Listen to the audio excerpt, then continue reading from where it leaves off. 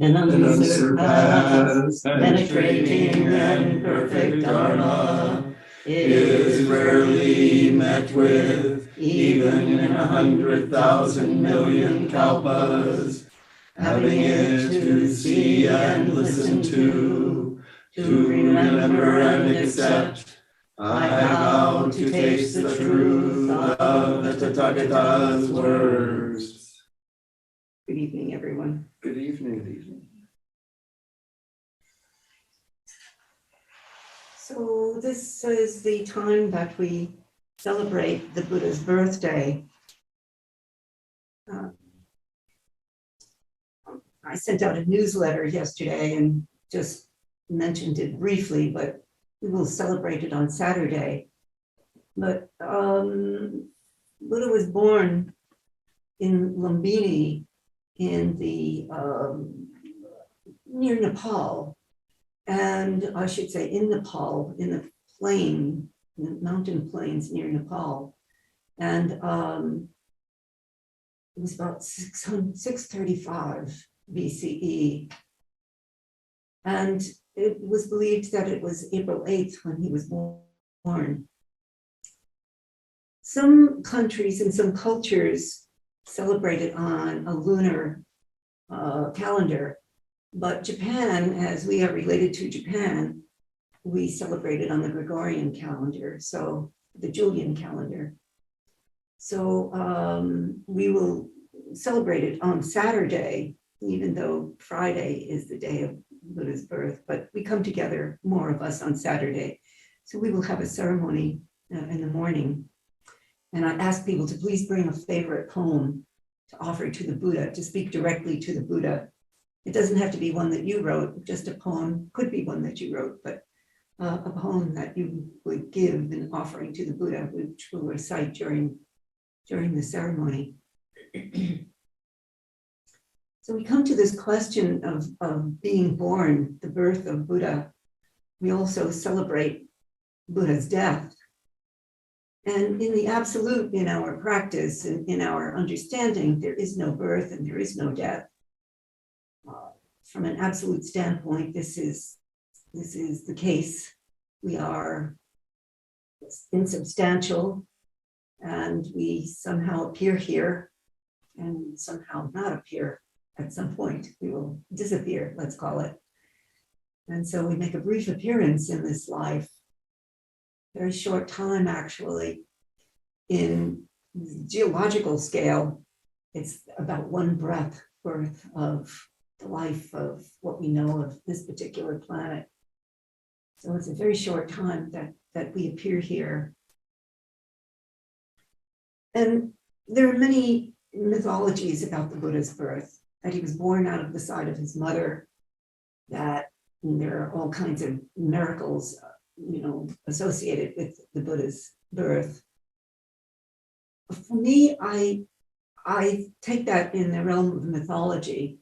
I do not take that as something in the real world, at least for me. It leads very closely to orthodoxy or toward the creation of some kind of belief system, which we do not carry in Zen. And so you can enjoy that story if you like, but for me, and I speak only for myself, and for as many people as there are who are Buddhists, there are that many views on Buddhism. And so this one person, I feel that the life of Buddha was exemplary, and that I walk with Buddha in terms of the virtues that he taught and displayed in his life, and that he gave his life to the world. And that is how I receive the Buddha's appearance in this world. And some of the other, the idea of doctrinal ideas I carried with me in my earlier life. And so I feel as though some of those are doctrinally developed. And so I tend to stay a bit away from them because I came through a particular doctrine. And I don't feel that's personally necessary for me in the life of the Buddha. And the Buddha is not a god. Buddha was a man who was awakened and taught us about awakening and gave us awakening through how he lived his life. And that story is pretty real about how he was born into a very wealthy family and that his father was a kind of a king of the area. Maybe we'd call him a governor, something like that, but very high up. And so Gautama Buddha was raised in great wealth and care, and his father expected that he would succeed him and that he would also become a great ruler. A little bit like Ryokan-san, whom we don't think of as a god at all. Ryokan-san, very, very similar in that he was born in a well-to-do family. His father was also like a governor of the area, and his father fully expected that the eldest son would take over for him and that he would take over for his father. And he chose to leave and to enter the priesthood. And so it's a very similar story. And so I kind of take it in that sense that this is the tale of many of our ancestors who were raised. Dogen Zenji was also raised in a very comfortable situation and then became a priest and left his family and entered priesthood. So it's a very similar story in many of our ancestors. When you have this question of being born and what does it mean to be human? This question, what does it mean to be human? I have asked many, many times in my lifetime. I ask you tonight also, what does it mean to be human? I mean, the Buddha appeared with us and we appear with the Buddha. And this question, what does it mean to be human? We are told that it is very difficult to be born a human. And I take this question also in a very strange kind of way. I can't imagine what it is to be anything else except human. It's impossible for me to think of myself as a walrus or a giraffe or a rat. I can't comprehend such a thing. Can you? Can anybody else? I mean, I can you? Yeah, but can you be inside the mind of a giraffe? I don't think so. Can you? Not completely, no. Yeah, I can't either.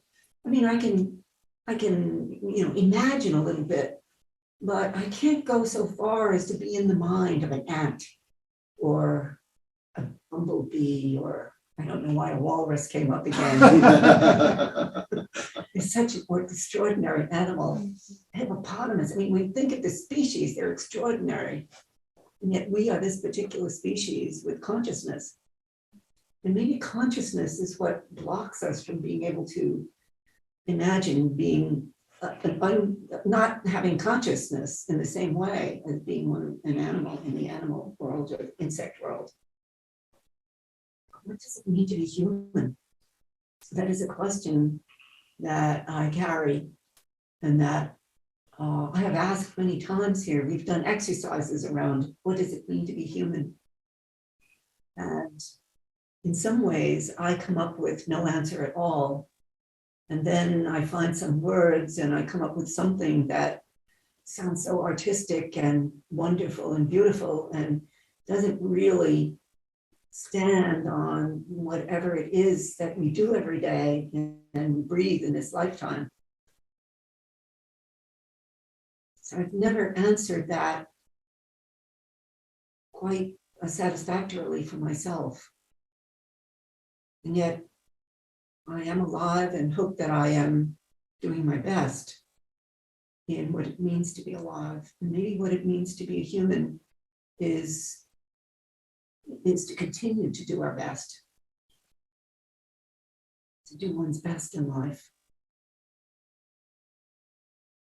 What do you think it means to be? What does it mean to be human? I know Dennis will come up with something. what does it mean to be human? I mean, this is Shakyamuni Buddha was human.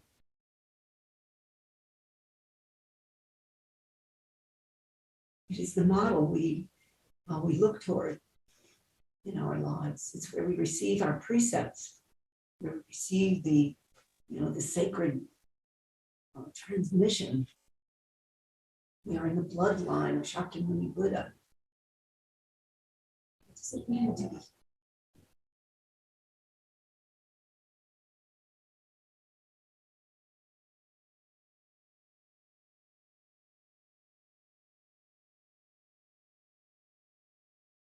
I want to ask those who are with us also online tonight, perhaps one of you wants to speak. It's a difficult question.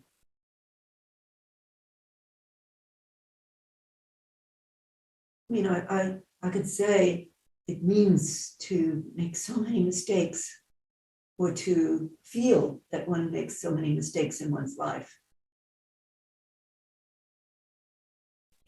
There are certainly triumphs for all of us too, I would hope. And there is education and music and art, poetry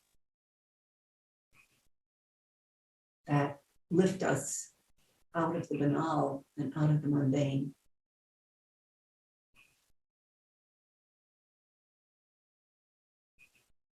Yes, Amir.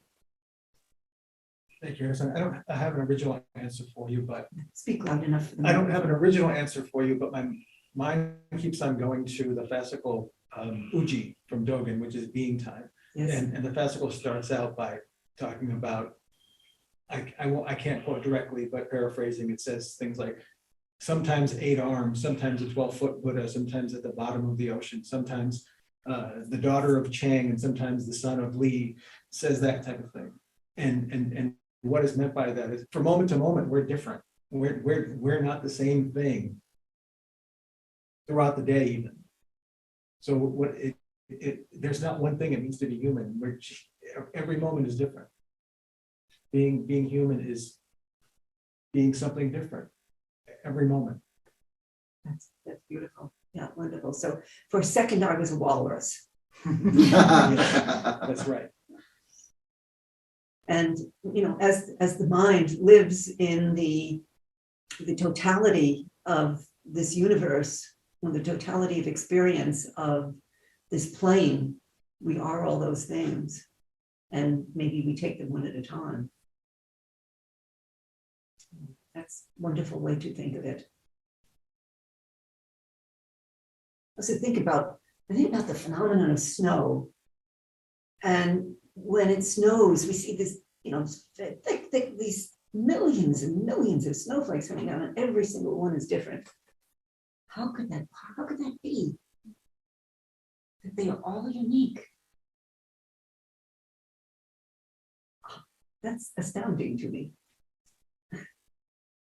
And it's astounding that each human being is also unique, that we are each ourselves, with the expression that we take, with the abilities and the talents and visage that we take on. And then you're also Buddha nature. Yes, Dennis. I've pondered quite a bit. What does it mean to be human? And I'm a biologist by training. I study behavior of different animals, and it seems like everything that we used to hold up as this makes us human. Well, no, chimps do that, dolphins do that, butterflies do that. But the one thing I think that really defines us as, and we have, if not we're the only ones, but we have it to a much higher degree, is the capacity for ethical choice. We're much more socially interdependent, and really what what made civilization possible and everything we've achieved is our cooperation. But in order for that to come about, we had to learn how to, I guess, make a choice for the greater good, for a higher purpose, not just my own selfish needs of the moment. Other animals do that to a much lesser degree, but that's really, I think, the defining feature. The capacity to choose good. Yeah, the capacity to choose good and also to choose evil. Yes. Yes. The description I've heard is that we're where the rising monkey meets the falling angel meets the rising ape. Yes, yes. So there's a lot of the ape still in us. Oh, gosh, yes. But that capacity to choose another way, I think, if I had to think of one thing that defines what it means to be human as opposed to an animal, that would be it. Yeah. Yes, Larry. I'm not familiar with the fascicle that you were paraphrasing on me, or this idea of our physical being so dynamic, and changing. But I have a similar thought, perhaps, as you do, Dennis, in terms of within the realm of constant change. As humans, we have a responsibility to maintain a certain degree of consistency, which we can do through practicing our precepts, for example, generosity, ethics, patience, compassion, wisdom. So regardless of our circumstances, regardless of how we feel physically or what form we take physically, there's a constancy that hopefully raises the universal consciousness. Yeah, not simple. I think in Ryokan-san's life, this was very much it, the question of choice, choosing. And I think that Ryokan-san came very much to that, to really discover that his life was about choice, about choices he was making in his life and how to live. And certainly when he left Ensuji after his master died, and he wandered for 7 years, and then he went back up north to his hometown after his father died in Kyoto, and somehow he learned about that, and then went back up to his hometown up north. His family said, "Well, come in and stay with us, And he said, "No, thank you. I will live on my own." And he had nowhere to live.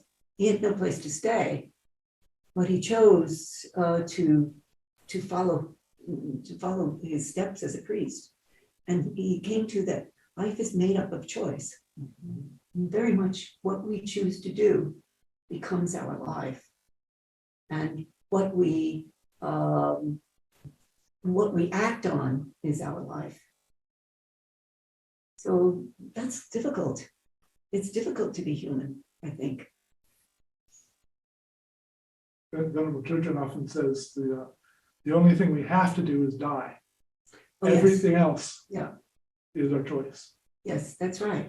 That's right. That's the one given for everybody. We're all the same in that we will all die. Nobody I know has sent back a postcard yet. Or notes from heaven or hell even. So that is the one true thing. And how we choose and what we choose is the quality of life, the quality that we give to, or the qualities that we model to give to life, to give to our children and those around us. So it's difficult always, and yet, so to be human is to also to consider those, to have the consideration, to choose well. This is Thomas. I think an aspect of being human for me is also that, for example, if I look at my hand, that hand comes from a lot of ancestors who were on this earth before me, and I I didn't choose my hand. I have a great hand, I think, but I didn't choose it.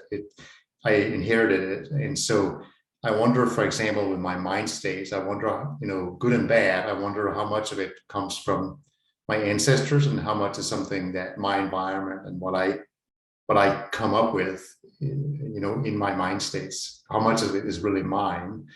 And so I think it's interesting to see yourself as a extension of a long biological process, and you have your body and you're working with that. And I think the choice part for me, I really like what was shared before. I mean, that connecting that with, how do I make the best out of, my body and my mind and those things for the good of others, I think is, it's exciting to explore. Yes, it is. So the view of the karmic view that at least I feel we have in our Zen practice is that, of course, we've inherited, you've inherited all of this in some way. And so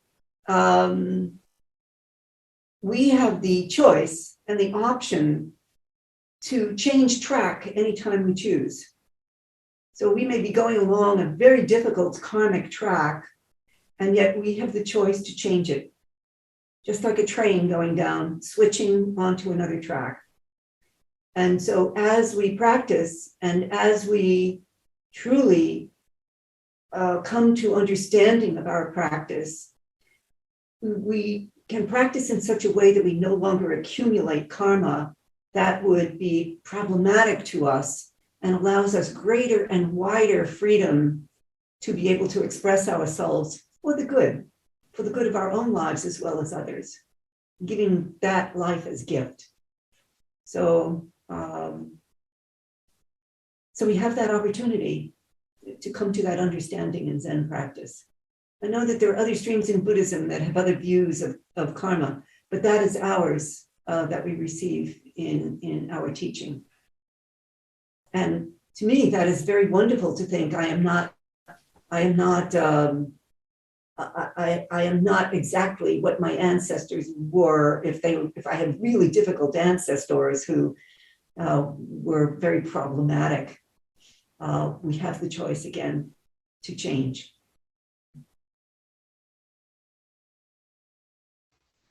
Eido, is Joan on Zoom. Yes. I don't mean to be contrary, and I've been trying to, human beings, we think we are superior to the animals.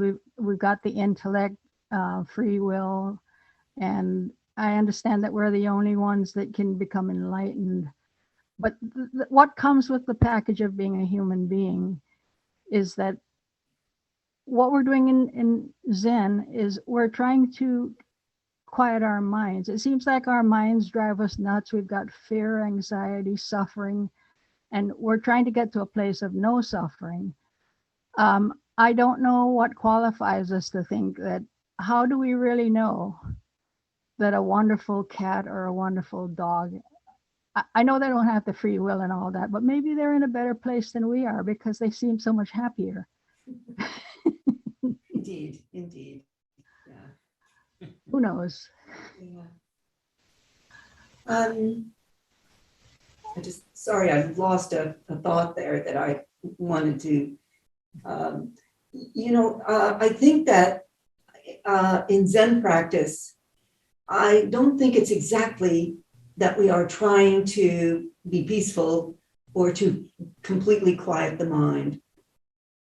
I think what we are practicing toward is allowing all that we are. And your mind is always going to think as long as you are alive, no matter what. And so to be with ourselves as we are is what our practice is. And to simply accept that that is what the mind does. The mind thinks, and it can be very chaotic at times. And we sit and allow that to be as it is, so that we are perhaps less disturbed by it. And maybe that is what you are meaning in that we are less disturbed. But it's the job of the brain to think. And we don't try to stop it from thinking. And the truth is that it's doing that all the time. It's just that we're moving around and we're doing things so we don't notice. And then when we sit still, we notice how the brain is just so active and doing things and chattering. And we feel distressed by that happening. But it's happening all the time. We just don't notice because we're in action doing other things. To sit still can be very distressing to us to know that that's what our condition is. But I spoke a few weeks ago about transfer of merit. And I want to say that it is a wonderful way to sit. To transfer merit means that we sit with another's condition. Tonight, I sat with Alexei Navalny. You know who Alexei Navalny is. He is the Russian man who has been imprisoned. And I could not imagine anything more horrible than for Mr. Navalny to have to serve another 9 years in prison in a very, very severe situation, knowing what is going on in the world. And I simply sat with him in whatever condition he was in. And it took me so far out of my own self and just giving my practice over to Mr. Navalny. It's a very powerful way to sit. And the mind totally stops because it's not about sitting inside of ourselves. We sit outside of ourselves. We sit out here, not in our emotions. We do not sit in the emotional body. We sit with the world. And I think it was Dennis who said that the more we pinpoint the transfer of merit, the more powerful it is. So if you designate a particular person you know who is suffering, and you simply sit with that person, not trying to change anything, but simply giving your practice over to them, it is very powerful.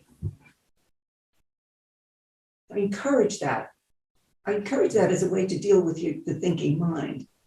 You stop thinking because you are concerned about something else, another person.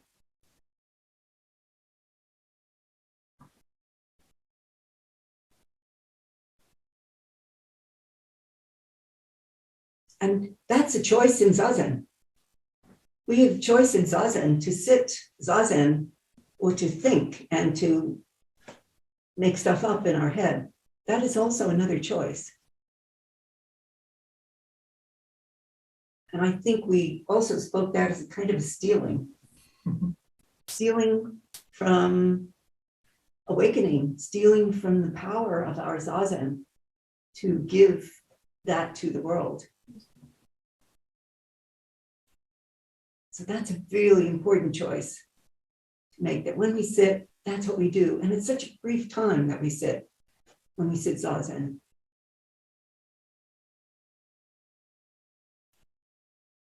So I don't know why I've latched on to Alexei Navalny. He's been on my thoughts and my heart recently. And I just can't imagine what such a brilliant, selfless man would be going through. So he has been in my heart lately, along with Ukraine, of course, and the people of Ukraine. But he's specific, a name that I can say, whose face I know, that I can give my practice to. So I encourage that as a way to deal with the chaos, Joan, of one's mind. Thank you.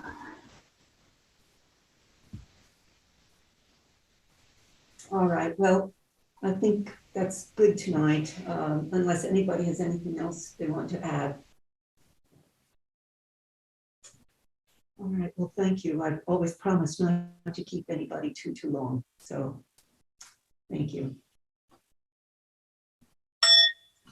Beings are not, I vow to save them. Delusions are inexhaustible, I vow to end them. Dharmic gates are boundless, I vow to enter them. Buddha's way is unsurpassed, I vow to comprehend.